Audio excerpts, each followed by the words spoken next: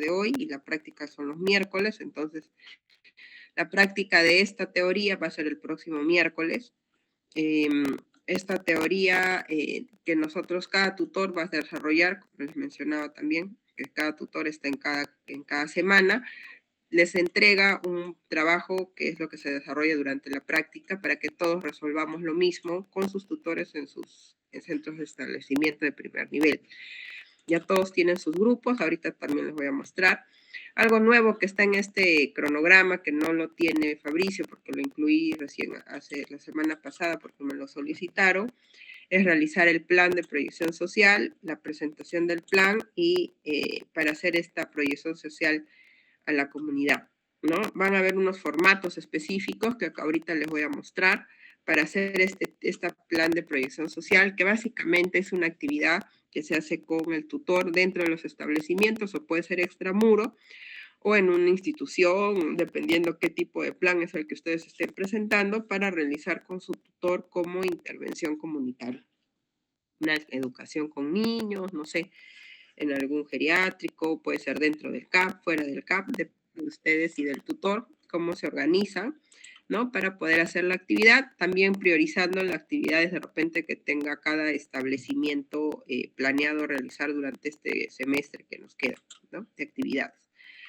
Entonces, este plan de proyección es este formato.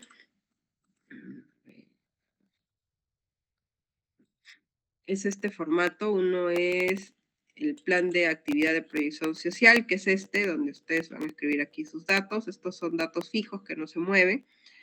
Y acá colocan lo del proyecto, que podría ser, no sé, se me ocurre, no sé, vamos a poner un trabajo sobre estimulación prenatal con gestantes del establecimiento de la Esperanza, por ejemplo.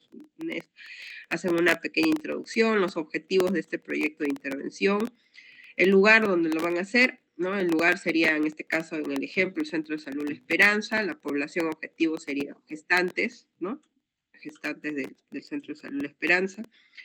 En cuanto a la descripción de las actividades, ¿qué se va a hacer? Se va a hacer una introducción, se va a hacer charlas de consejería sobre signos de alarma, se va a hacer un taller de estimulación temprana, no sé, diferentes actividades que van a realizar durante ese momento.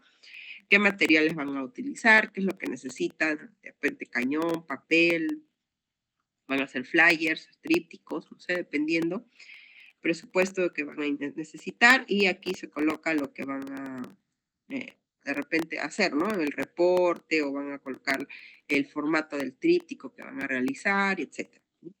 Entonces, esto es lo que van a ver ahora en la primera práctica también con su tutor. Van a dedicar una hora de repente a hacer una lluvia de ideas, qué tienen pensado hacer, cómo podrían hacerlo, qué cosa podrían ustedes realizar, ¿no? Entonces, esa es la idea o la intención de este documento, plantear la primera lluvia de ideas para hacer un buen proyecto de intervención comunitaria.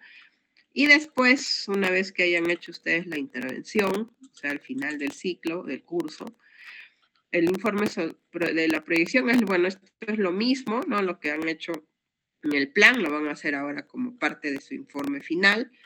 Cuáles son las actividades que realizaron, con cuántos participantes estuvieron, cuáles fueron sus dificultades, las oportunidades que creen que puedan mejorar, las conclusiones y recomendaciones respecto a lo que ustedes han realizado, ¿no? Y ya acá van a colocar probablemente las fotos que ustedes mismos ya han hecho durante la intervención, ¿no? Las fotos, etc. Por darles un ejemplo, porque como ustedes todavía nunca lo han hecho,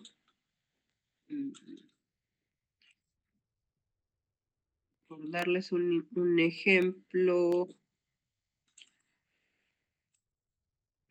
les puedo dar este ejemplo, ¿no? Este es un informe de intervención, esta es la actividad, cuál es la introducción que hicieron. En este caso hicieron sobre cáncer de mama, si no me equivoco. Hacen una introducción, qué actividades realizaron. Este ya es un informe final, los objetivos, los participantes, las dificultades y oportunidades que encontraron y sus conclusiones. Y las fotos, ¿no? ¿Dónde están las fotos que realizaron? Cada foto tiene una breve descripción sobre qué es lo que han hecho, ¿no? Las charlas, hicieron este arquito de prevención del cáncer, sus fotos que ponen en cada lado. el flyer de repente o boletín que utilizaron como parte de comunicación con los estudiantes, un recuerdito que entregaron a los pacientes, etc. Entonces, eso es como un ejemplo, en realidad, ¿no? Pero es más o menos lo que ustedes también van a tener que hacer a final del curso como informe final. Entonces, estos dos documentos, tanto el plan de actividad como el informe final, son dos documentos nuevos que también se los voy a pasar ahora al delegado para que ustedes los tengan y ya puedan empezar a de repente a pensar en hacer qué actividades se pueden estar haciendo dentro de su institución o de su establecimiento junto a su tutor el próximo miércoles que tienen su primera clase, ¿ya? Entonces esto está aquí. Muy bien. ¿Qué más me falta decirles a ustedes? Creo que eso es todo. Ya les presenté el sílabus, ya les presenté su cronograma. Nos faltan los grupos de práctica. En cuanto a mi persona, yo soy la tutora del curso, yo soy la doctora Vázquez. Creo que ya no nos conocemos porque ya a ustedes ya no les he enseñado histología porque ya hace 2 años que enseño. Entonces son de repente que nunca nos hemos visto. Al final les voy a mostrar, voy a abrir mi cámara para ver, pero mientras que podemos hacer la clase para que cargue bien, no hay problema. Al final ya les muestro cómo soy, para que me conozcan. He sido docente en la facultad. He sido docente en la facultad desde el 2009, exactamente. Enseñé histología hasta el 2024 y era mi curso base. Enseñé histología por 15 años.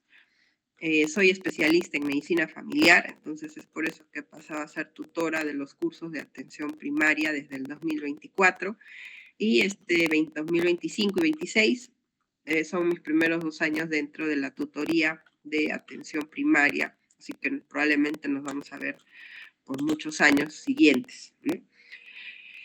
Entonces, de esta manera ya estaría enseñando en la universidad como 16 años, creo, 17, ya ni sé.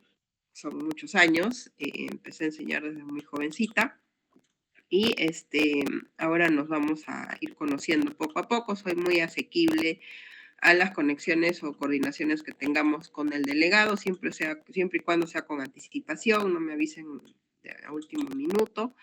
Se pueden hacer algunas coordinaciones para el examen, ya todo tiene fecha en realidad, pero podrían haber algunas coordinaciones si es que se ven por necesario realizar, siempre con la condición de el aula y todas esas cosas que lo debe coordinar el delegado con el espacio físico.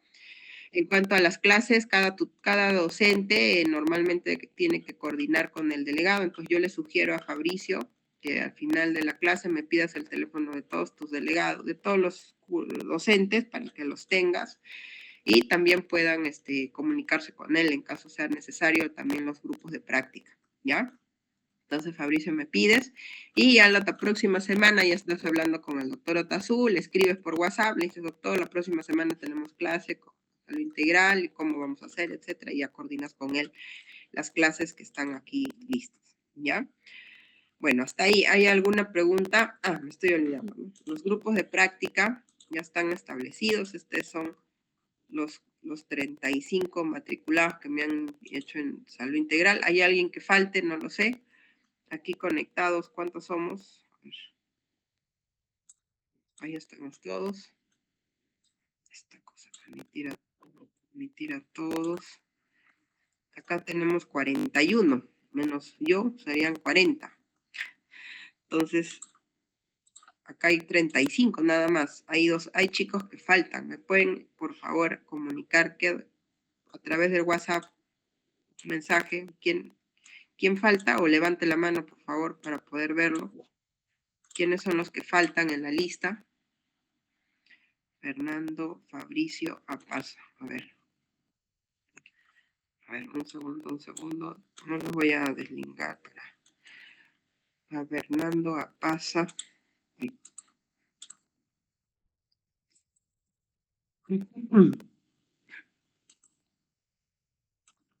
Fabricio. Sí, doctora. Fabricio Apaza, ¿no? Fernando Apaza es, doctora. Don Fernando Apaza, ¿qué más? Fernando Apaza Choque. Apaza Choque. Después Fernando, es él estaría con Josué, el grupo. Apellido, Josué, su apellido de Josué, Josué Ruiz, Quispe Ruiz. Quispe Ruiz. José Quispe, Quispe Ruiz. Estaría en el grupo del doctor Montesinos. Quispe Ruiz, José, ¿no? Sí, Josué. Josué. Necesito de sus códigos de ellos, por favor. O si no, que me lo manden al interno, doctora, yo se lo transmito. Ya, mejor. Ya. ¿Quién más falta? Hasta ahí hay 37. Vamos a ver quién más está. Puede bajar la mano ya. Falta. Admitir a todos. Sebastián, ¿no? Sebastián.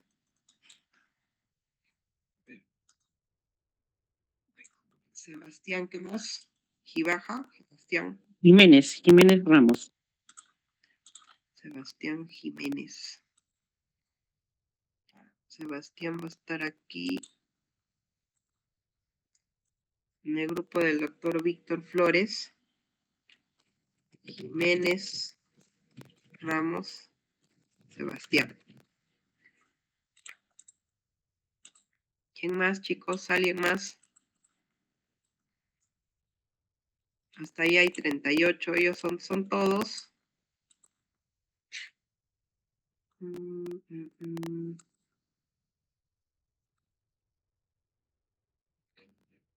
Ellos son todos, chicos.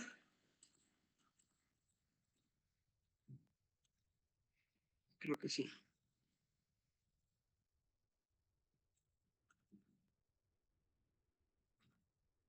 No sé, no me sale en el colegio.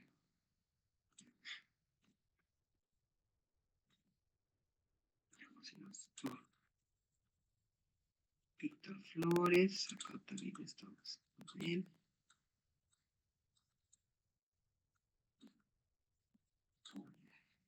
Y doctor Montesinos. ¿Alguien más falta, muchachos? Parece que ya todos están completos, doctora. Ya estamos todos, ¿no? Sí. Ya.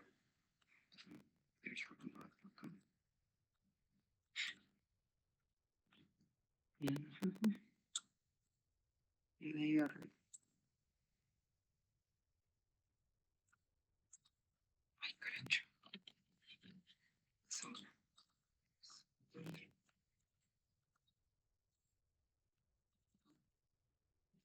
Así no reconoce esto acá.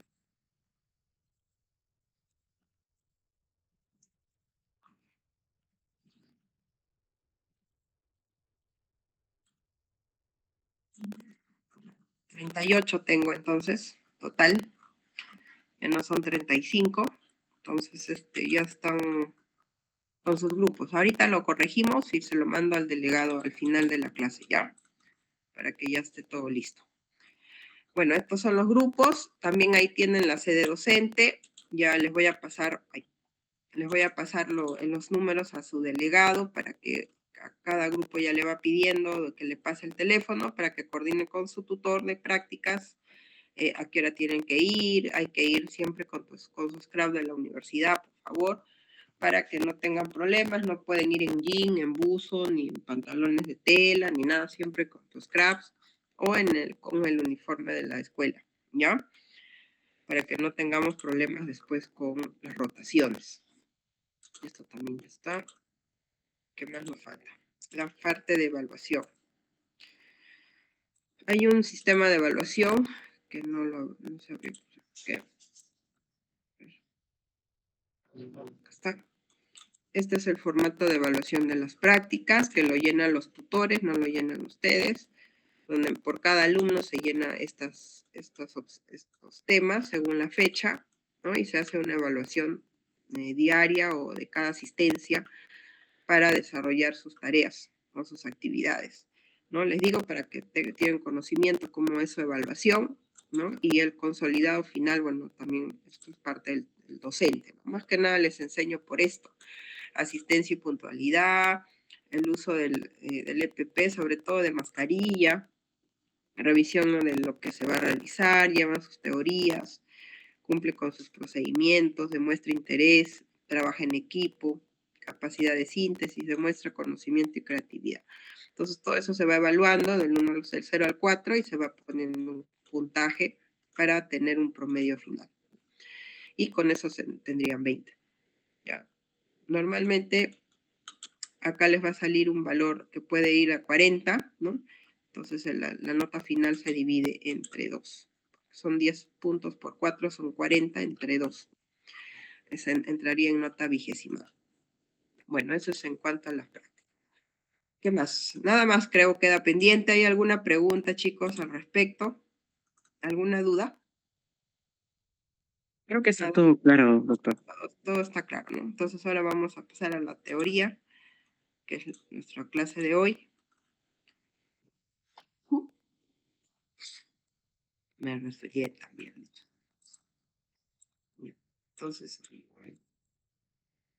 hoy día nos toca hablar, estamos en nuestra introducción a salud integral y vamos a hablar un poco sobre el proceso salud-enfermedad, que es una base para lo que viene a ser nuestro trabajo como médicos, ¿no?, dentro de los establecimientos de cualquier nivel, no solo de primer nivel, sino del tercero hasta el cuarto. Bueno, yo me presento, ya les dije, yo soy médico, soy Margoriet Vázquez Silva, soy médico especialista en medicina familiar y comunitaria, médico asistencial en salud de Tacna, soy magíster en administración, doctorado en epidemiología y soy docente de la Universidad Privada de Tacna desde hace muchos años.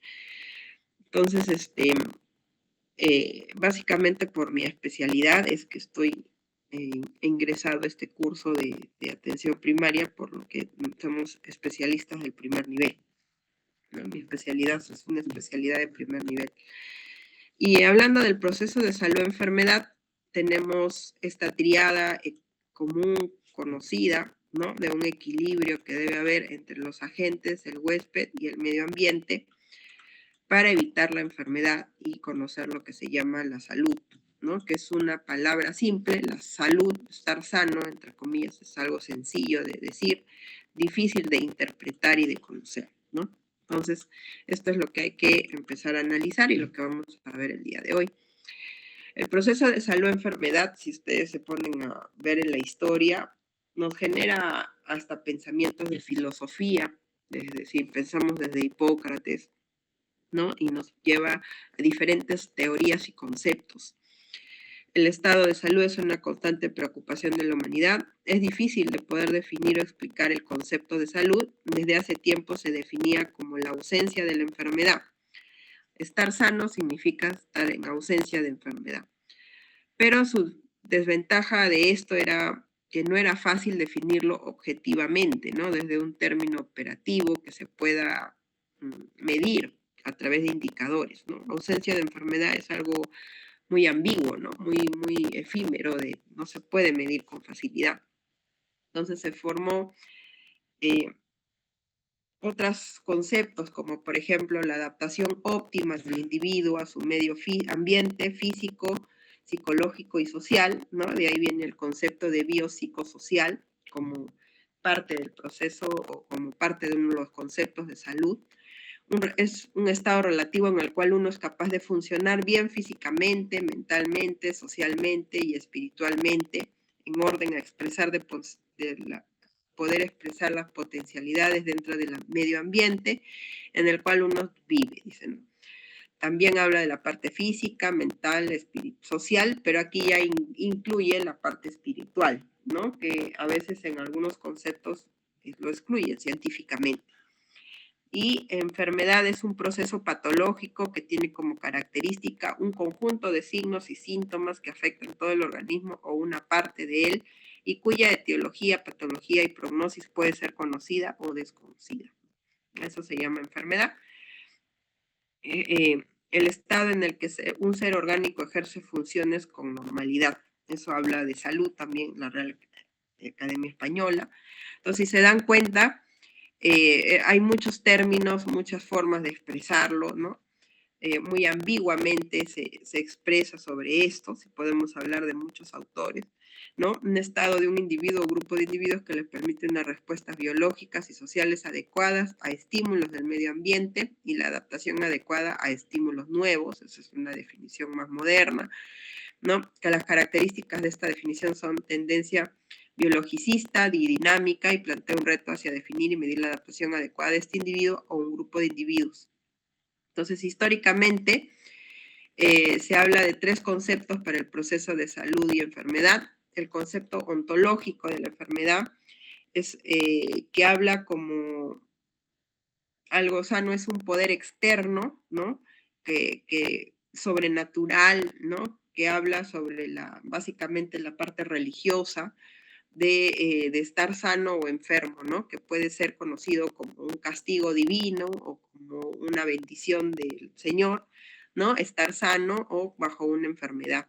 Y esta es la parte ontológica. Antes, en nuestra historia de 1500, esto era muy, muy, muy fuerte, ¿no? La religión tomaba mucho, mucho de esto como parte de castigos divinos, sobre todo las enfermedades, ¿no?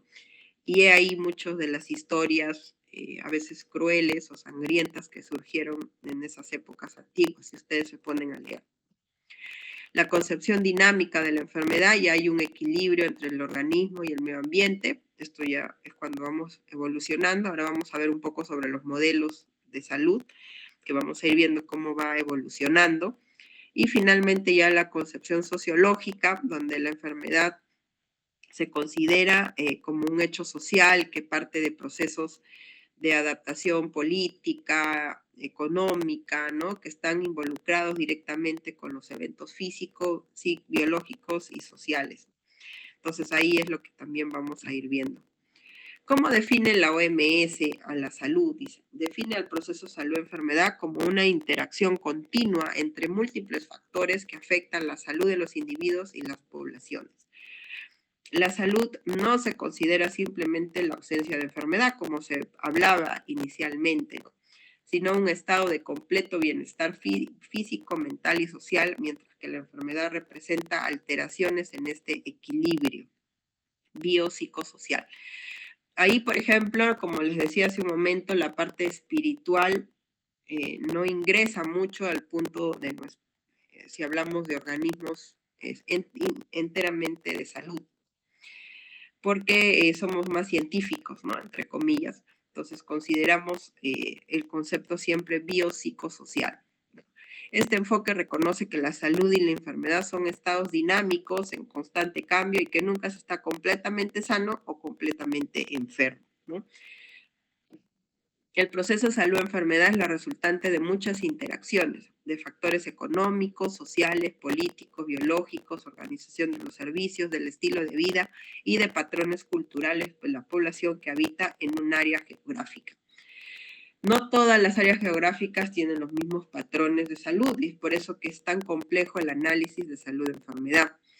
Por ejemplo, acá viendo aquí en el Perú, el dengue, por ejemplo, en el norte de nuestro país, no es igual el enfoque que se da aquí en Tacna, ¿no es cierto? Son distintos, porque allá sí hay más casos, sí hay dengue grave, etcétera. Acá en Tacna, generalmente los casos de dengue son exportados, o sea, vienen de la selva hacia aquí, se hace controles de vectores y todo eso, pero no somos una zona geográfica donde tengamos que invertir factores economía, factor social, políticos, etcétera, para el control del dengue.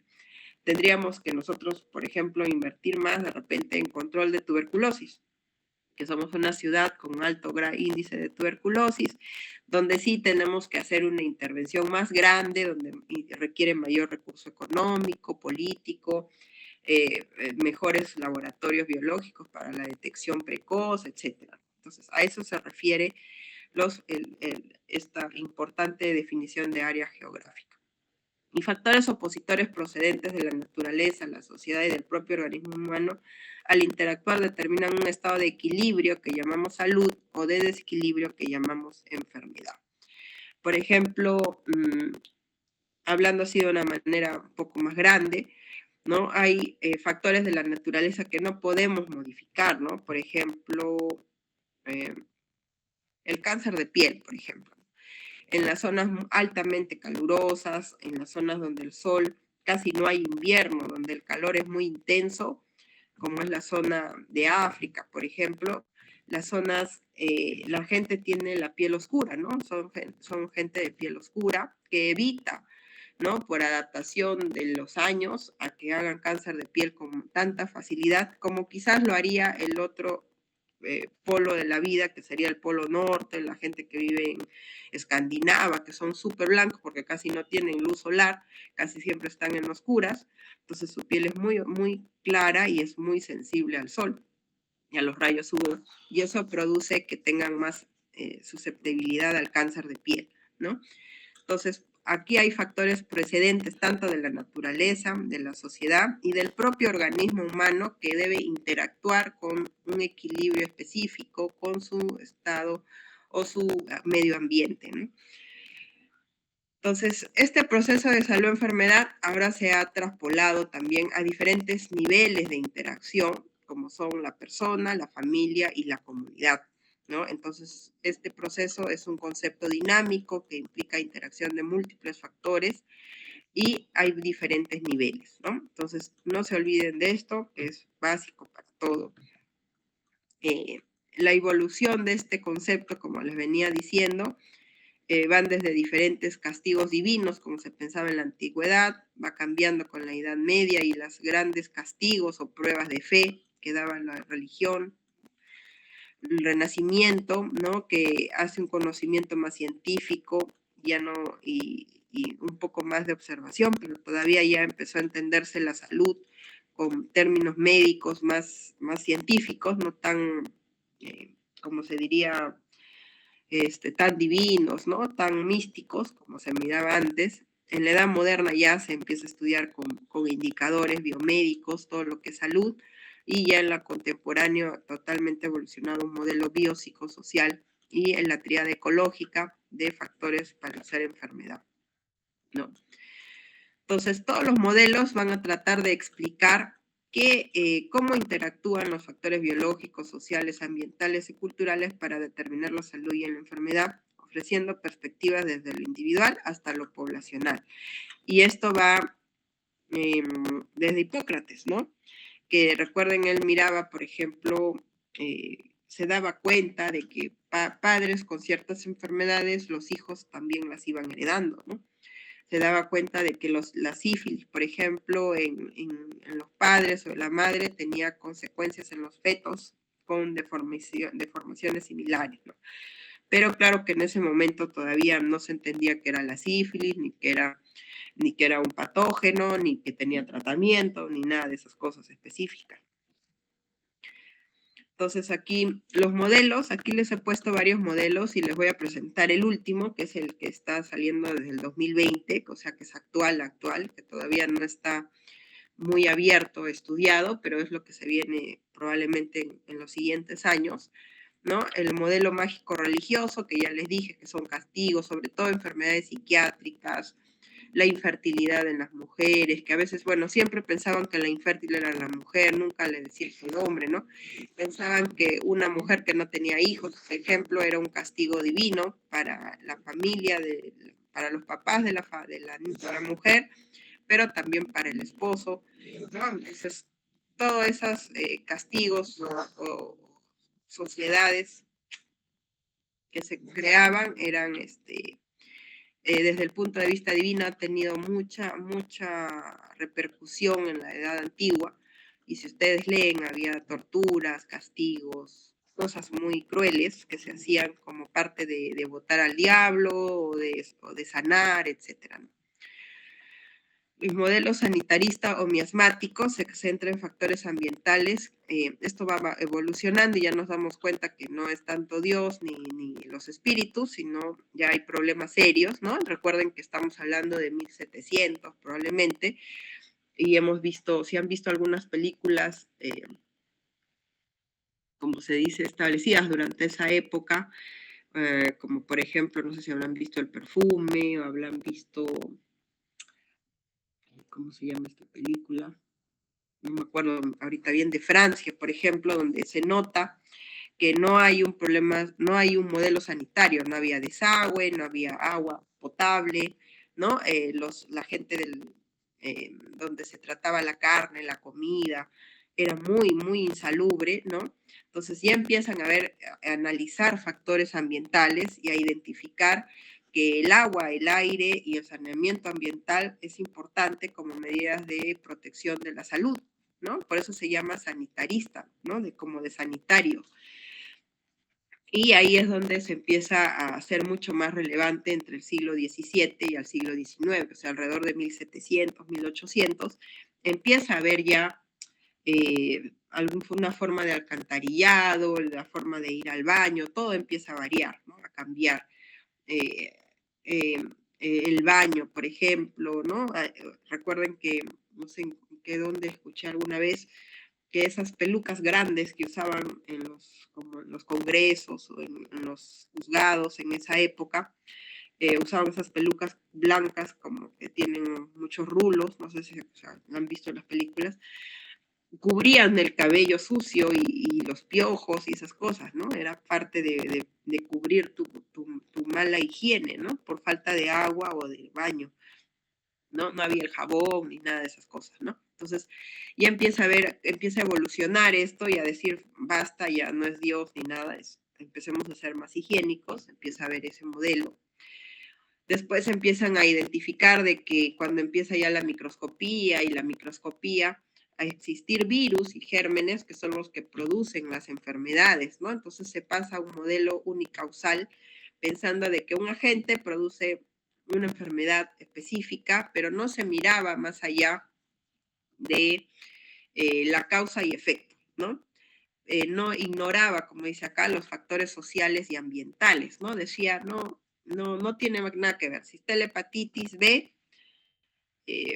no sabían que tenía que haber promiscuidad, no sabían que se transmitía a través de la sangre, no sabían que era porque había un contacto sexual sin protección, etcétera, etcétera, ¿no? Entonces se ignoraba los otros factores, se identificaba el factor, pero no lo que intervenía alrededor, ¿no? Entonces es ahí donde obviamente alguien se da cuenta, oye, el VIH, por ejemplo, está más presente cuando salió el VIH en homosexuales, ¿no? Se consideraba el virus de los homosexuales, ignorando por qué, ¿no? Obviamente ahora ya se sabe que no era así, sino se está relacionado a la promiscuidad, a la falta de cuidado, ¿no? Sabemos que el contacto sexual contra natura tiene más factores de contagio porque produce más laceraciones, más intercambio viral, etcétera, ¿no? Entonces, todo cambió y pasamos al modelo multicausal y epidemiológico, que es lo que usamos mucho ahora, ¿no? Donde analiza la interacción de la gente con el huésped y el medio ambiente, esa famosa triada ecológica, ¿no? Esa triada ecológica que les puse al inicio de la diapositiva. Agente, huésped y medio ambiente. ¿Por qué el agente se vuelve una enfermedad para un huésped? ¿Qué ocurre en ese medio ambiente que produce enfermedad? Y ahí vamos a ver un montón de cosas, ¿no? Por ejemplo, analicemos, se me ocurre el COVID, ¿no? Analizamos el COVID y podemos identificar que se contagiaba vía aérea, ¿no? Que es un agente nuevo, donde había más contagio en las zonas donde había más concurrencia de personas.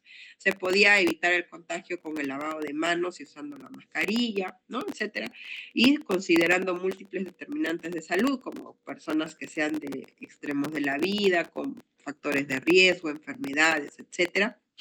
Eso va a empezar a dar esa importancia y genera ya este modelo multicausal, que es casi lo que hoy en día se usa mucho en epidemiología. Porque ya no solo analiza los factores biológicos, ¿no? Sino también enfermedades no transmisibles que empiezan a aparecer como también una triada importante, ya no como un agente biológico, sino como causas, como precedentes o importantes para enfermedades crónicas como diabetes, hipertensión, ¿no? ¿Qué factores sociales involucran al individuo dentro del medio ambiente que hace que esta persona entre en una enfermedad crónica y estudia factores de riesgo entonces, ¿no? Y acá, por ejemplo, este es el ciclo del ébola, ¿no? Del ébola, de cómo es que llega normalmente a los seres humanos, ¿no? pueden ser a través de los murciélagos, bueno, acá hay un ciclo entre los animales, ¿no? Generalmente los murciélagos también pueden llegar al ser humano o alguno de estos seres también llegan aquí. Ya está. Tenemos el modelo ecológico, que es el que les estaba diciendo hace un momento, pero nos empieza a ver lo siguiente. Cuando uno analiza agente, huésped y medio ambiente, empieza a determinar que, oye, no todo depende de la salud, ¿no es cierto?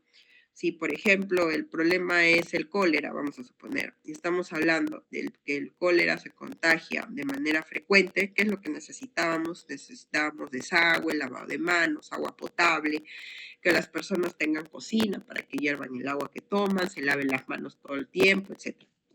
Entonces, para eso ya no es un problema únicamente de salud, sino empiezan a haber diferentes sistemas alrededor de la persona y eso es lo que se llama el modelo ecológico, ¿no?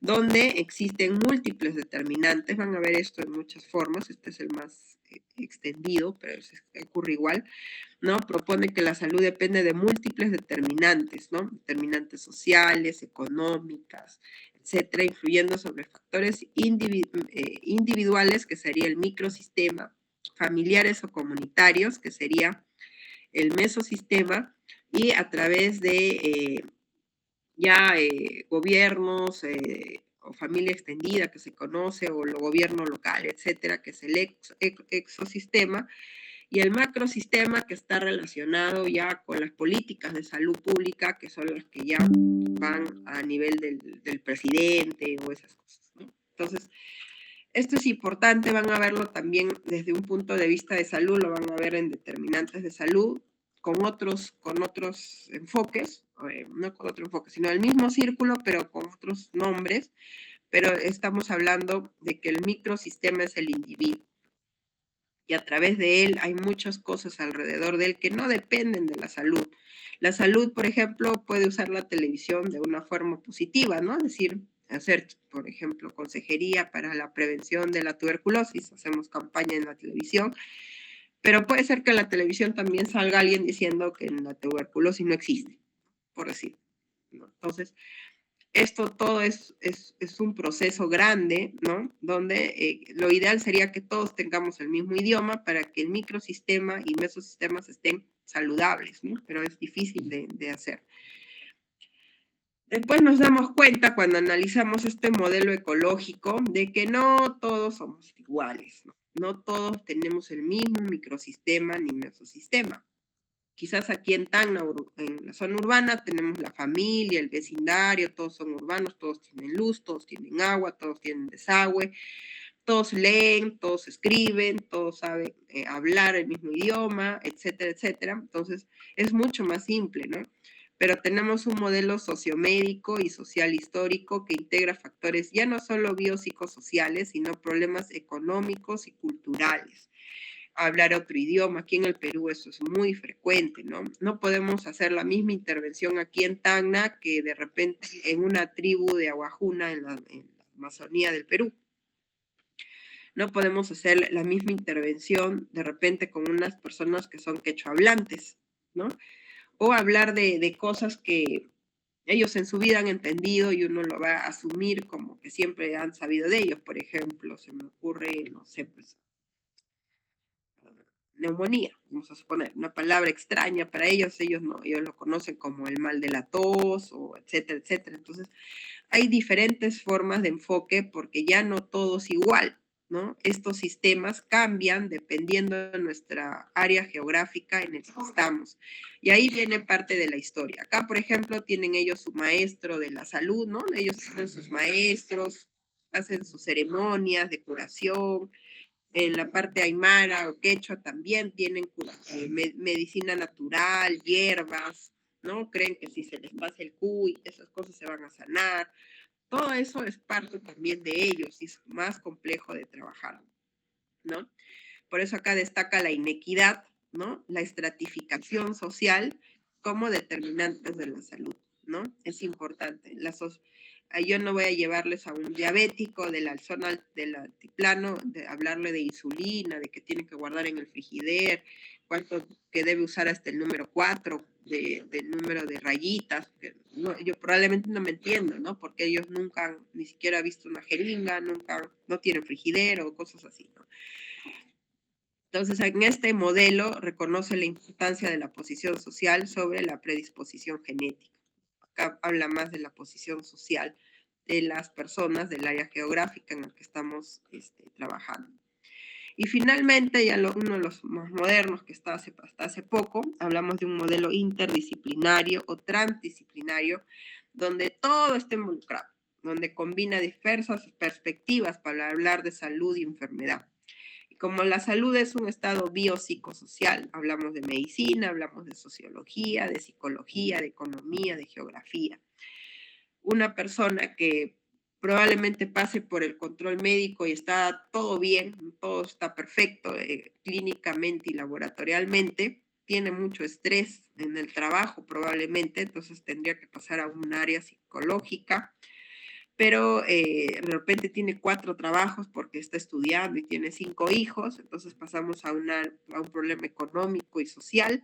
Entonces hay muchos factores que se van asociando y es difícil de dividir la salud, ¿no? Entonces, comprende a la salud y enfermedad como un fenómeno complejo y multidimensional. Considera la salud como un bien de inversión y consumo influido por estilos de vida, educación y acceso a los servicios. Entonces, esto es muy interesante, es mucho más complejo, ¿no? Si se van dando cuenta cómo evoluciona el concepto. Y yo aquí les he puesto esto para que ustedes más o menos vayan viendo, ¿no? Hay modelos que se han unido, que no los he puesto todos, porque no acabaríamos nunca. Pero aquí están todos, ¿no? El modelo mágico religioso, después el sanitarista, el modelo social, que bueno, esto no lo puse porque es muy, muy ambiguo, pero está el modelo unicausal, ¿no? De ahí obviamente saltamos inmediatamente al modelo multicausal con nuestra tríada ecológica, ¿no? Que es esta de acá, el agente, el medio ambiente y la persona, ¿no? Y el huésped, esta es nuestra tríada ecológica. El modelo geográfico es porque las causas no son iguales en todo el mundo, entonces sale que va a depender de la zona geográfica este modelo multicausal y salta y también inmediatamente al modelo epidemiológico. Por eso es que yo les pongo acá modelo multicausal y epidemiológico porque se asocia uno al otro, ¿no? ¿Por qué? Porque empieza a haber indicadores, ¿no? Empieza a haber indicadores de enfermedades según zonas geográficas en el mundo, ¿no? La OMS empieza a unificar información más estandarizada a nivel mundial, entonces empezamos a tener una epidemiología más interesante. Sale el modelo ecológico, miren, son 10 años, en estos 20 años se generan estos 3 modelos, incluyendo el multicausal, ¿no? Entonces aquí es como que sale el boom de lo que es salud enfermedad en los modelos multicausales desde un punto de vista más de intervención preventiva y promocional también, importante eso. El modelo histórico-social, se dan cuenta que no todas las poblaciones pueden encajar en estos modelos porque hay poblaciones muy alejadas, muy pobres, con otros idiomas, etc. El modelo económico e interdisciplinario, que es en los últimos, ¿no? Que están ahorita.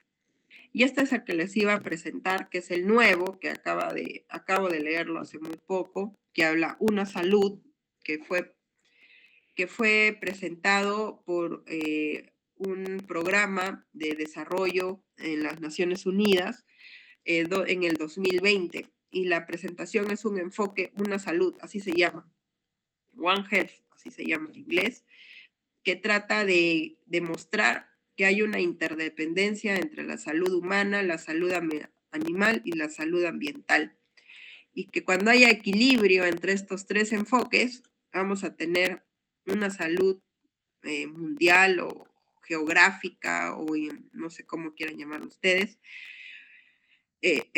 saludable, ¿no? Va a haber un hábitat saludable para todos, ¿no? Cuando haya un equilibrio entre estos puntos. Este enfoque reconoce explícitamente que la salud humana y la salud animal están interconectadas con la salud del ambiente. Este enfoque representa un movimiento reflexivo que busca ampliar la visión de cómo se construye la salud integrando elementos que van más allá del ser humano e incluyen al ambiente, promoviendo la construcción de escenarios sostenibles para el bienestar común. Recuerden, ya estamos hablando mucho del calentamiento global y cómo tiene este impacto en los cambios del clima, también muy aparte de la globalización, y ya que no hay enfermedades exclusivas de una sola territorio, porque ahora podrían volverse globales, como se ha visto en el COVID, como como el patógeno se volvió mundial en cuestión de semanas y meses, ¿no? Llegó a todas partes del mundo, y solamente por la globalización, ¿no? Aunque el concepto parece prometedor, su aplicación práctica ha sido muy limitada. Diversas publicaciones científicas señalan que de las 3 dimensiones que abarca el enfoque, la salud ambiental es la menos evaluada, ¿no? La salud como componente esencial de la sostenibilidad es un proceso complejo que depende de múltiples variables. Alcanzarla requiere de diversos esfuerzos, comenzando por entender que la salud va más allá de una condición de salud o enfermedad. Implica desantropocentrar. ¿Qué significa esto? Que a veces la salud se ha centrado mucho en el ser humano y se ha olvidado de los otros dos enfoques. Y nuestra mirada tiene que moverse un poco de centrarnos tanto en el ser humano, sino también en el medio ambiente, para poder hacer que nuestros componentes o determinantes de la salud puedan tener un mejor funcionamiento, ¿no? Es complejo esto porque no es fácil de poner este chip en la gente mayor, ¿no?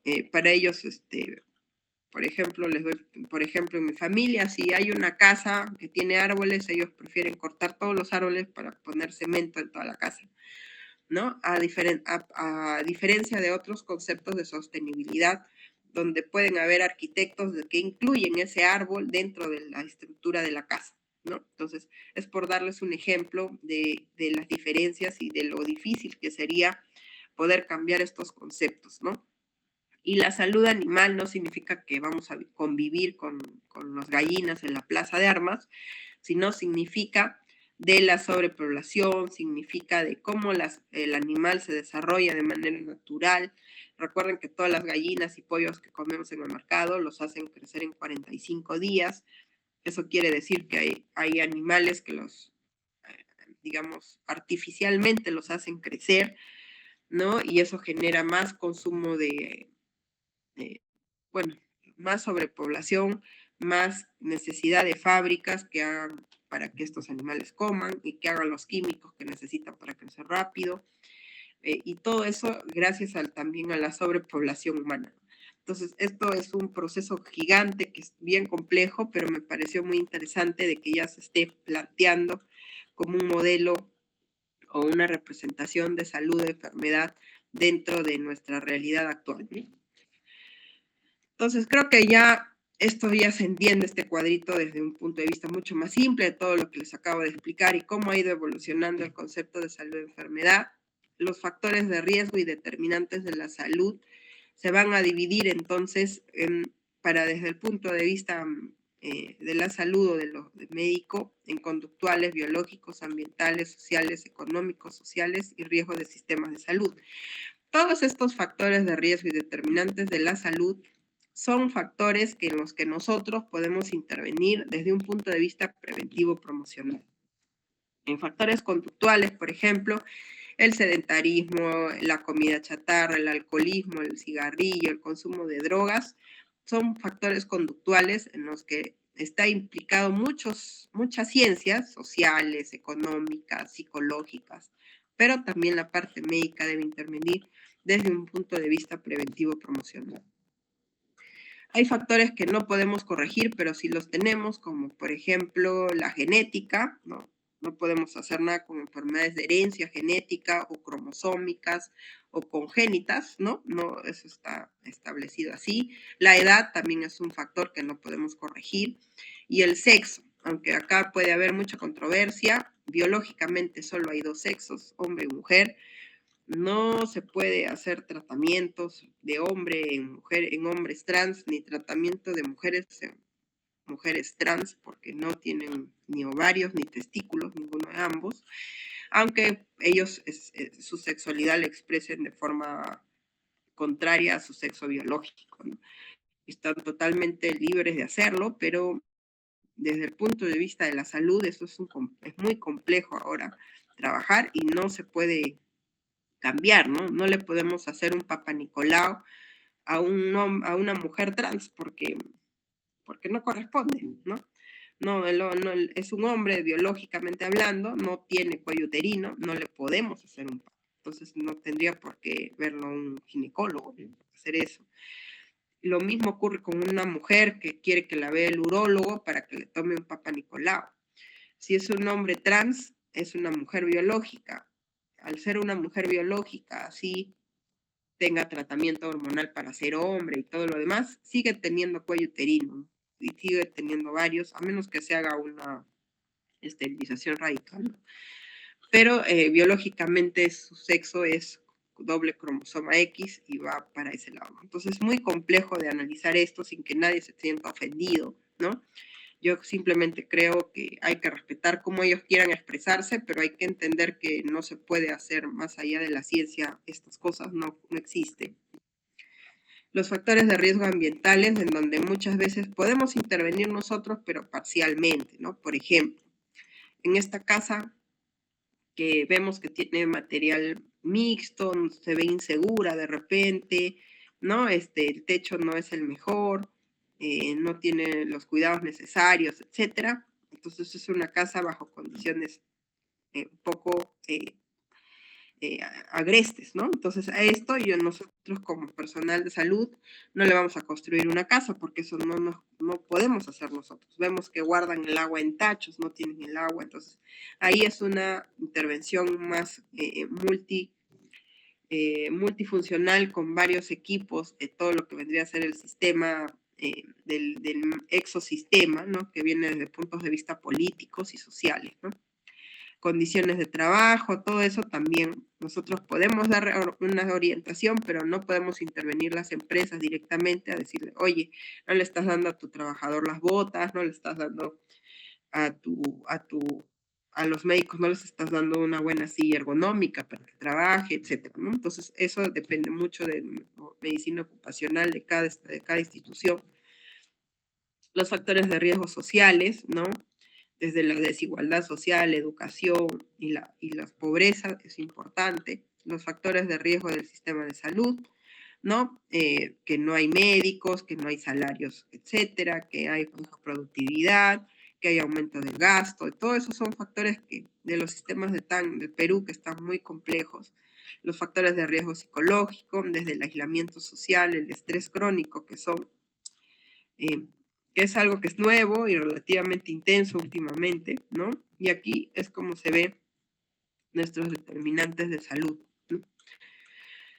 Que pueden ir desde los estilos de individuales, familiares, y vamos ampliando un poco cada vez más grande en este arco iris de determinantes de salud, donde se incluyen muchos factores generales en los que tiene que entrar la parte política o gobiernos, ¿no? Como por ejemplo calidad de vivienda, accesibilidad. Nosotros no vamos a hacer las pistas, ni veredas, ni vamos a hacer establecimientos de salud.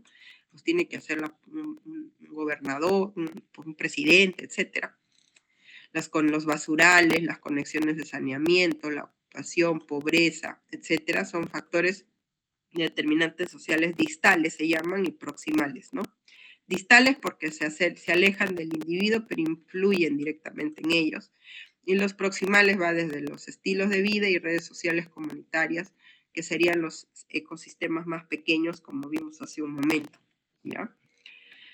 El modo, las condiciones y los estilos de vida también son diferentes formas de enfoque, ¿no? El modo de vida es la manera general en que una persona organiza su vida diaria, incluyendo sus hábitos, rutinas diarias, relaciones sociales, prioridades y valores, ¿no? Es un modo de vivir, ¿no? Él vive trabajando, se levanta temprano, estudia, trabaja, los domingos nomás sale a pasear, ¿no? Entonces tienen una rutina.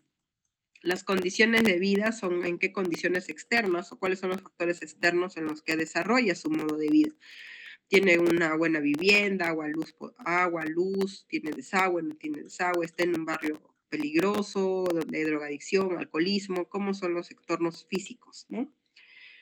Esto va más con políticas y legislaciones poblacionales, ¿no? Es diferente. Y los estilos de vida son los hábitos que cada persona o comportamientos que cada uno decide hacer. Por ejemplo, ustedes pueden ser estudiantes, su modo de vida es estudiar, trabajar, hacer sus tareas, estudiar, estar leyendo, ir a prácticas. Todos de repente viven en un entorno condicional medio, ¿no? Todos tienen agua potable, todos tienen su cuarto, sus computadoras, por ejemplo, y su estilo de vida son sedentarios, pero ninguno hace ejercicio, son sedentarios, comen cualquier cosa en la calle, no cocinan, ¿no? Entonces, todo eso todo esto hacemos cada uno de nosotros, ¿no? Habría que autoanalizarnos, saber cómo va. No sé. Entonces la salud no lo es todo, pero sin ella todo lo demás es nada, ¿no? Nada se puede hacer si uno no está sano. Esa es la pura verdad. Muy bien chicos. Esa es la clase del día de hoy. ¿Alguien tiene alguna consulta? ¿Alguien tiene alguna duda? Ya está. Si no, nadie tiene dudas. Estamos aquí. Entonces, bien, sí, me mandas por el WhatsApp, todo por el WhatsApp. Bien. ¿Y qué me falta? Ah, la práctica, ¿no? Ah, sí. Esta va a ser la práctica de esta semana, de la próxima semana, que también lo van a desarrollar ahí con su tutor.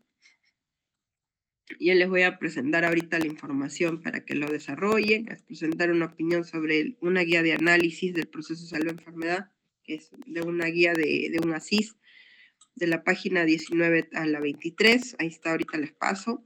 Hacer un análisis de enfermedades de un modelo multicausal epidemiológico, de un caso clínico que también les voy a presentar en un momento.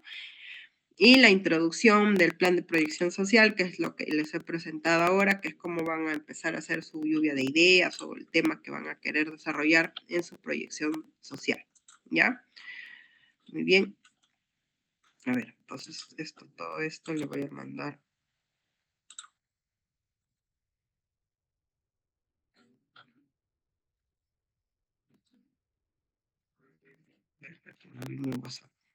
Ahora se ve mal. Entonces,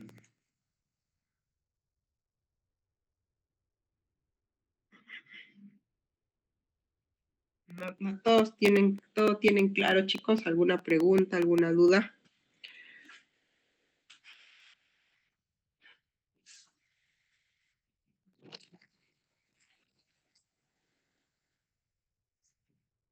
Voy a prender mi cámara, no sé si me conocen. Estoy para que me conozcan. Nos vamos a ver siempre para los exámenes. No sé si tenemos alguna otra clase teórica en algún momento, no recuerdo ahorita, pero si fuera así, no mal, pero si no, cada vez que tengamos examen teórico, ahí les voy a estar tomando su examen. Muy bien, chicos, mucho gusto. Gracias. En un momento le mando todo a su delegado para que les comparta por WhatsApp. Nos vemos.